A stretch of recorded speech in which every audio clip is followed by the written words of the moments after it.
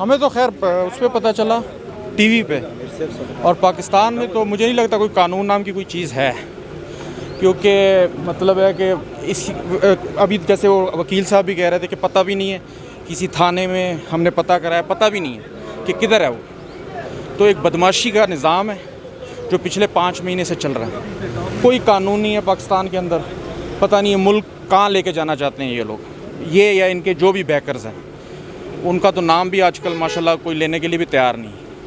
تو پاکستان میں تو کوئی قانون نام کی چیز نہیں، مجھے تو نظر نہیں آتی، صرف بدماشی ہے، کھلی عام بدماشی۔ غداری کا مقدمہ درج کیا گیا ہے کس کے اوپر؟ ڈاکٹر شہباز گل پر۔ یہ تو بڑا مطلب ہے ہنسنے والی بات ہے نا کہ غدار وفاداروں پہ غداری کا مقدمہ درج کر رہے ہیں، اس سے بڑا مذاق ہو سکتا ہے کوئی پاکستان میں کہ جنہوں نے غداری کی ہے وہ حکمرانی کر رہے ہیں، اور جو وفادار ہیں ان کے خلاف غداری کے مقدمے درج ہو رہے ہیں۔ تو بس یہی ہے، اور پاکستان کے ساتھ جو وفاداری کرتا ہے ڈاکٹر عبدالقدیر سے لے کے ہر ایک کے ساتھ یہی ہوتا ہے کہ وہ اس کا آخری انجام بہت برا ہوتا ہے۔ غدار جو ہیں یہاں پہ کامیاب ہے، یہ میں عمران کہوں خان گا۔ صاحب کو گرفتار کرنے کا بھی پلان بنایا گیا ہے۔